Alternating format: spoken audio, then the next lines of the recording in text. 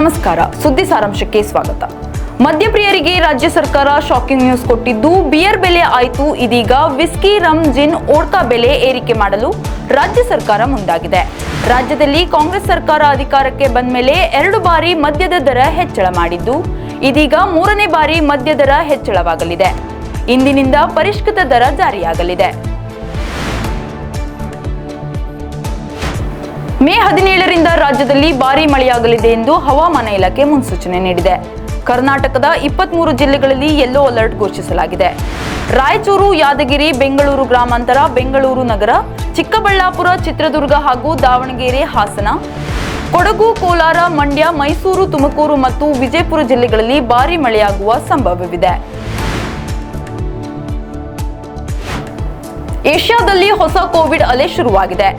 ಜನನಿಬಿಡ ಹಣಕಾಸು ಕೇಂದ್ರಗಳಾದ ಹಾಂಗ್ಕಾಂಗ್ ಮತ್ತು ಸಿಂಗಾಪುರದಲ್ಲಿ ಕೋವಿಡ್-19 ಸೋಂಕುಗಳು ಹೆಚ್ಚಾಗುತ್ತಿದ್ದಂತೆ ಆರೋಗ್ಯಾಧಿಕಾರಿಗಳು ಎಚ್ಚರಿಕೆ ನೀಡುತ್ತಿದ್ದಾರೆ. ಪ್ರಕರಣಗಳ ಹೆಚ್ಚಳವು ಏಷ್ಯಾದಲ್ಲಿ ಮತ್ತೆ ಮರುಕಳಿಸುತ್ತಿದೆ ಎಂಬ ಮುನ್ಸೂಚನೆ ನೀಡಿದೆ. ಆಪರೇಷನ್ ಸಿಂಧೂರ ನಂತರ ಮೋದಿ ಸರ್ಕಾರ ಪಾಕಿಸ್ತಾನದ ಮೇಲೆ ಮತ್ತೊಂದು ಅಸ್ತ್ರ ಪ್ರಯೋಗಿಸಲು ಮುಂದಾಗಿದೆ.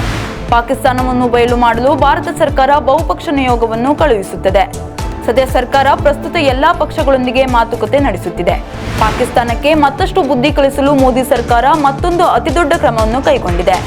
ಪಾಕಿಸ್ತಾನದ ಭಯೋತ್ಪಾದನೆಯ ವಿರುದ್ಧ ಜಗತ್ತಿನಾದ್ಯಂತ ಹರಿಹಾಯಲು ಮೋದಿ ಸರ್ಕಾರ ಬಹುಪಕ್ಷಗಳ ನಿಯೋಗವನ್ನು ವಿದೇಶಕ್ಕೆ ಕಳುಹಿಸಲಿದೆ. ವಿಜಯನಗರಕ್ಕೆ ಸಿಹಿ ಕೊಡ್ತಾರಾ ಸಿಎಂ?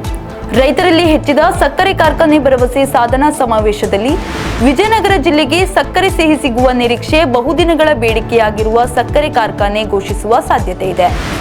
ಹಾಗಾಗಿ ಈ ಬಾರಿ ಸಿಎಂ ಜಿಲ್ಲೆಗೆ ಸಕ್ಕರೆ ಕಾರ್ಖಾನೆ ಕೊಡುಗೆಯಾಗಿ ನೀಡಲಿದ್ದಾರೆ ಎಂದು ಹೇಳಲಾಗುತ್ತಿದೆ.